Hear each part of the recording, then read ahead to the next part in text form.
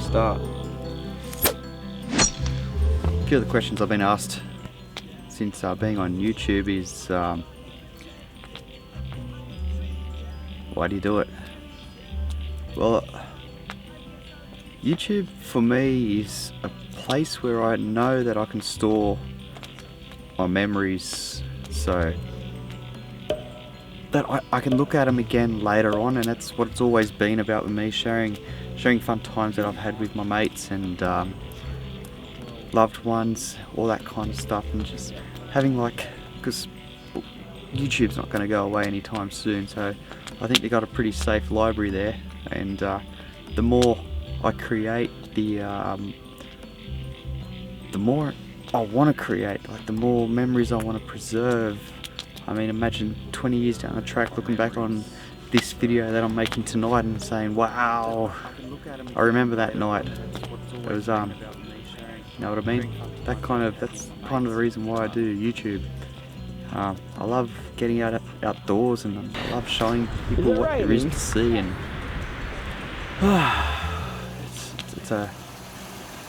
there's a lot of people on YouTube like me that are just uploading just for the sake of recording their lives, but yeah, that's why I do it.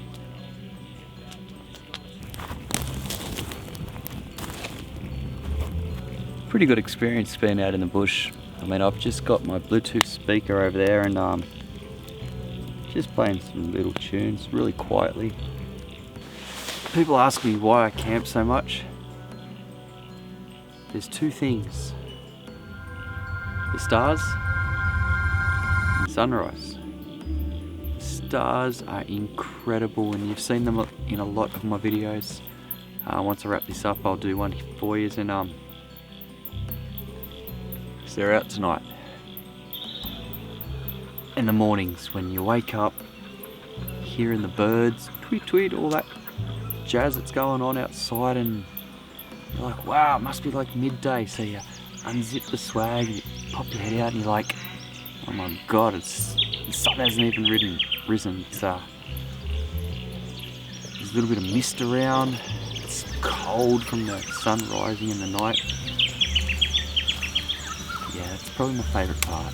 Just that little bit in the morning where you've just woken up and you've got the birds singing their songs, welcoming the day in, and you're warm and cozy in your swag, and you just, yeah, it's something. Where's my favourite places to camp? Well, it's no secret, I love coming to Turon. There's this spot that I'm in right now. This spot I've never actually camped with anybody else. I mean, my mate's dog Bindi, rest her soul, passed away this year, 2019. I camped here with her. There's a video, I'll link it up in the description. She's the only person I've shared this spot.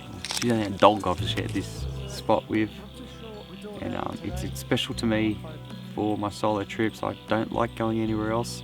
I was in this spot in the middle of the meteor shower.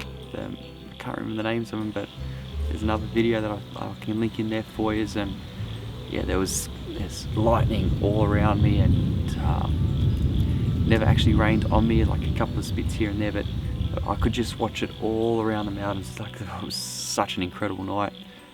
I saw one of the biggest meteorites I've ever seen in my life that night, and yeah, that's why this spot here is special to me. But in general, when I'm camping, I like to camp near water. I mean, who doesn't?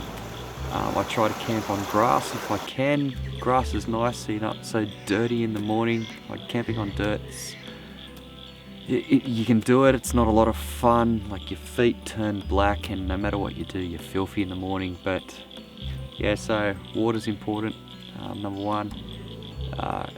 If I've got nice soft green grass, bonus. Beautiful weather. Beach camping, I love beach camping, but there's nowhere to camp near beaches in New South Wales unless you go right up north or right down south. Yeah, we're pretty hard done by here in Sydney. Best camp spot ever that I've done is, oh, it's a good one. There's quite a lot of them, but I'd have to say, look, every camp spot that I camped at in Queensland was epic, hands down. I'd love to do Cape York again, all the way to the tip. That was some adventure. Down south, New South Wales, it's pretty hard to beat Kosciuszko National Park. I need a little bit more time to do that in winter. Snow me, I don't know. It's something I'd have to prepare for and probably give it a go. But northern New South Wales is unbelievable as well. Paddy's Flat, best place I've ever stayed was that one. Yeah, that was really good. Paddy's Flat up north, just off the Tweed River, and the New South Wales Northern Highlands. Yes, no, there's some incredible spots here in New South Wales to camp at. Best four-wheel drive track, obviously the Telly track. I mean, please, it's the only one I've done that was a challenge. I haven't done too much here in New South Wales. I think Menai is on the list. I need to do that as well. I just don't know my way around Menai, so if any of you viewers out there know your way around Menai, I'd love to tag along one day. So yeah, please drop a message down below and I'll get in contact. Craziest thing I've ever done in my four-wheel drive. Nothing in Growler or Whiplash. VJ, done the Telly track. You'd probably think that gunshot was the scariest thing I've done, but I think it was Dookie Creek. There's a little drop in there. I've shot the footage here. There's a little drop in there. I thought I'd give that a crack before doing gunshot. So that was the first biggest drop I've ever done. So that was probably the scariest thing. So that kind of prepared me for gunshot. I was a little bit more in tune with my vehicle by the time we got to gunshot. So yeah, that drop in, I'll have to down here I'll name what it is, and yeah, that was the scariest thing I've done in my four-wheel drive. What got me into four-wheel driving? Okay, I never really got into four-wheel driving until I needed a tray to take my moto around. So I used to have a crewman. That was a work ute, and they were swapping those out at work for like just I don't know, there was some tax thing, so they took them offers anyway. And so I bought myself a Hilux. I think it was a 98, or it was pretty old, I can't remember. It was an LM126, like here's a photo of it. I mean, I had some good times in that one. But I got into four-wheel drives because I needed to take my bike around. Going out to my mate Russell's farm, I took the track, the ute, around his property a fair bit, and started enjoying driving the ute more than riding the bike. So eventually it turned into, well, look, that wasn't very reliable. It used to have overheating problems, and yeah, so I went and bought myself a brand new, I was going out to buy a Hilux. The Hilux was way overrated, way overpriced, so I went and bought a Triton. Joined a four-wheel drive club, still couldn't get what I was looking for out of it.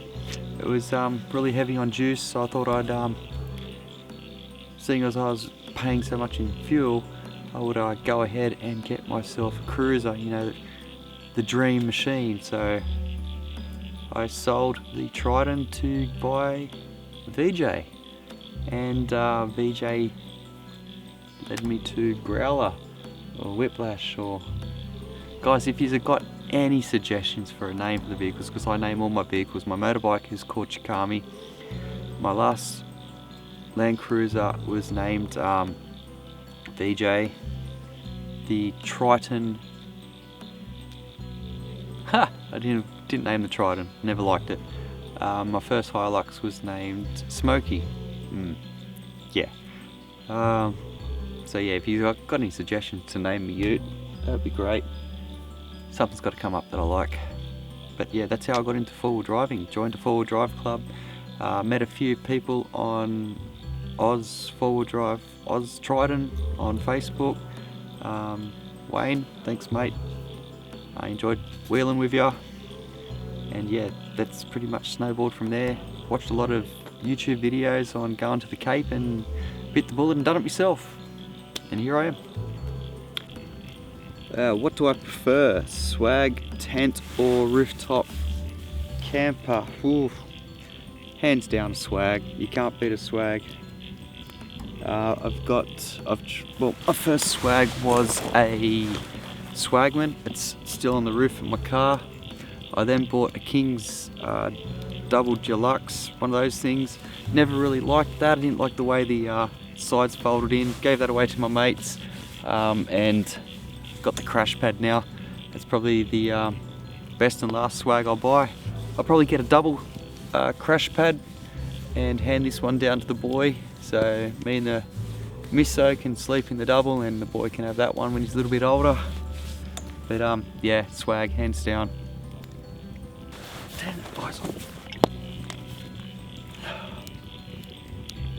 Camp cooking. What do I like to cook in the most? Look, generally when I go camping I would cook on the gas cooker.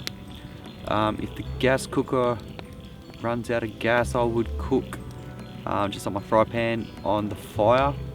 But if I'm going for a cookout and I know that I'm going to be cooking up a good feed for like a couple of people or something like that, 100% I would go the camp oven. There's nothing better than getting into the coals and throwing a few, let's say some potatoes full wrapped in the fire, or getting a roast lamb on, or pork. Yes! Oh, I can taste it right now. Yeah, so hands down 100%. If I go out to cook in the bush, it is to cook in a camp oven. 100%. It's my most favourite way to do it. Usually when I go out, I will shop at the local IGA or whatever supermarket they have in the local town where I'm camping, or where the closest is to that place that I'm camping. I like to support the local communities out that way. Like, I'll buy all my perishables, all my meats and drinks, obviously I'll buy from there. I mean, I do have a pretty well stocked kitchen inside the ute.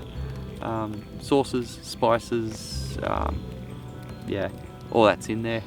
Salt, pepper, the usual, flour, all the stuff that you would expect to find in your pantry, I've got in the truck. So it's just pretty much my fresh perishables that I would buy from the local economy of wherever it is that we're heading to. Yeah, I think if a lot more people shopped local, then these remote towns or outside Sydney metro towns would find a lot easier to cope. A little bit of helping hand on our behalf. It's the least we can do. They're sharing their country with us, so why not? What camera equipment do I use? Well, my film career kind of thing started off on phones. Nothing like they are today. I mean, we're talking the Sony Ericsson and stuff like that. That's how I started recording my first lots of videos, but obviously once I got into uploading them to YouTube, I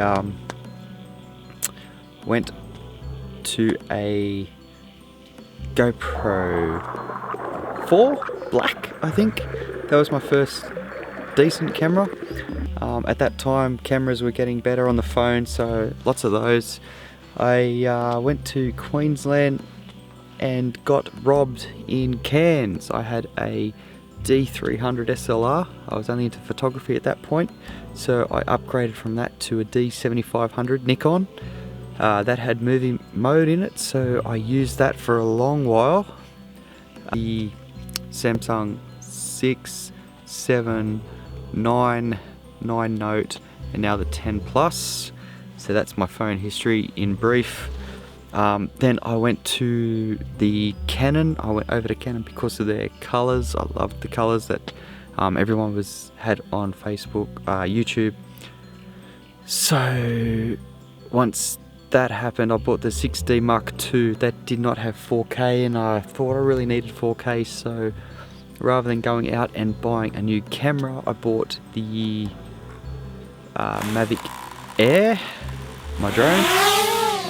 Use that a fair bit, and from the Mavic drone I went to the GoPro 7.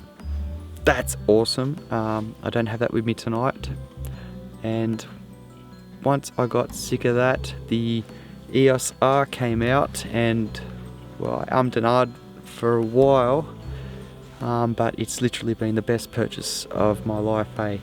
I use Rode mics, LED lights. I got lights set up everywhere. I can pretty much light any situation I want. I never do, it's a lot of work.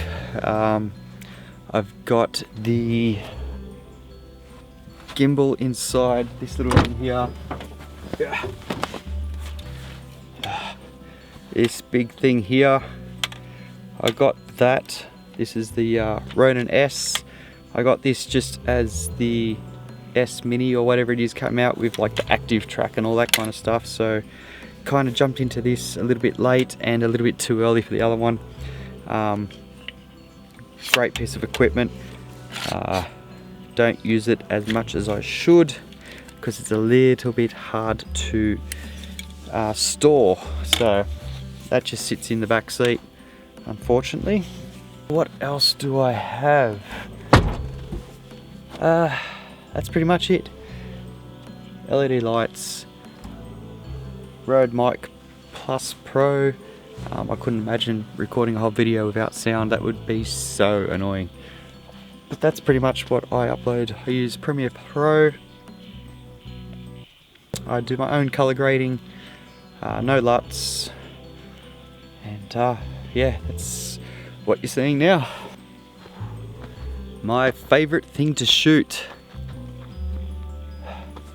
the stars. I love shooting the stars. I was going to get a 70 to 200mm lens with a sky tracker, and I think that would be the ultimate bit to my collection of camera equipment. I haven't shot the stars for a long time. I kind of missed the Galactic Center, didn't do too much recording in winter or getting out and about, but yeah, definitely the stars is my favorite thing to shoot.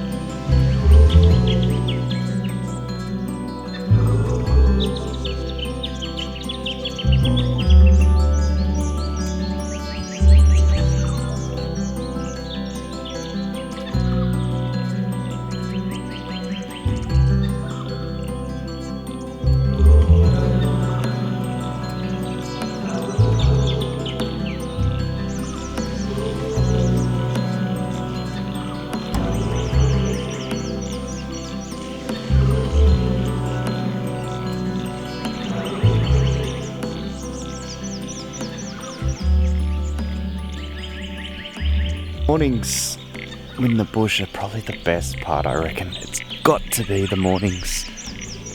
I've got my coffee boiled. I've just had I forgot the milk. All I got is banana flavoured protein. The coffee this morning's a little bit weird. I had such a great sleep. Not a long sleep. I did go to bed late. It was probably 2:30 when I called it a night. I left the camera running, so that's why we got the beautiful stars from last night. So shooting in 4K on the EOS, that's why you're so like really close to me. It's cropped in a fair bit. I need to get my Gorilla Pod out so I can get you that little bit further away. But yeah, this is definitely the best part, I think.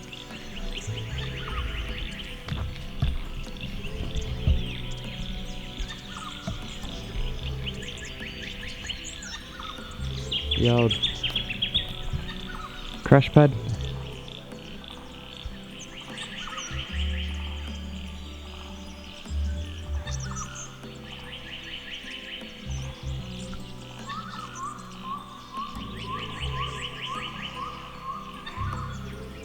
Okay, this is inside my swag, my crash pad.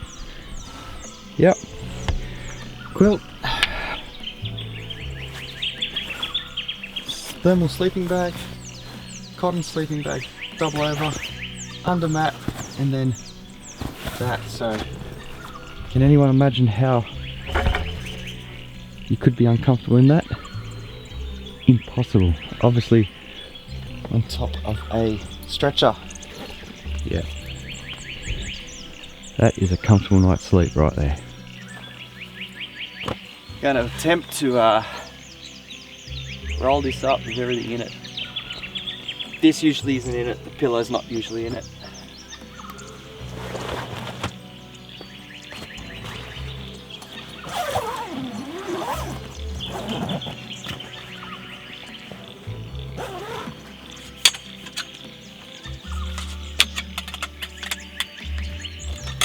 See, I'll be able to roll it up, but whether or not it'll go back in the bag is another question. Alright, give this a crack. I don't think this is going to work.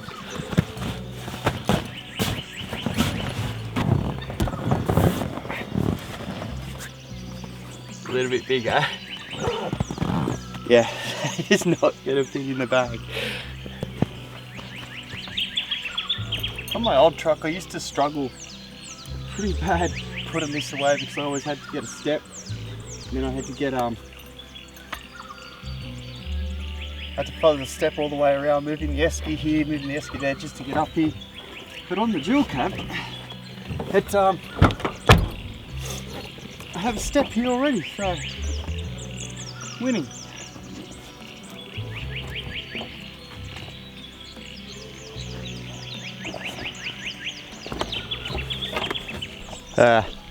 My other camera filled up, so that's 64 gig. I don't know what to do about that, but all packed up now. Gonna head back to Sydney. Getting a new ute today, so Hilux off the boss, he's dropping it off, so I'm gonna go and jump into that and head down the coast. Got all my washing on the line too. Back to reality. Till next time, buddy. Thanks for a great night.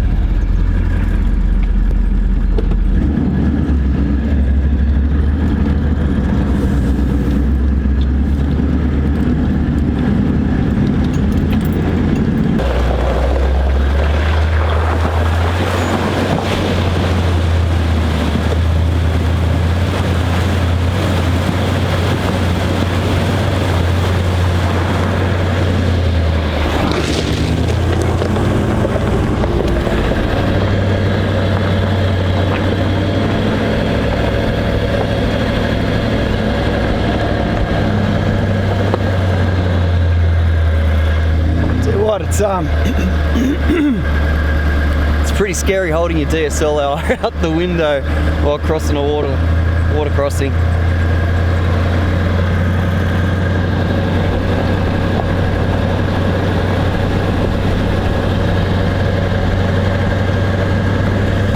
Alright, let's get out of here. Hello, gorgeous. How are you?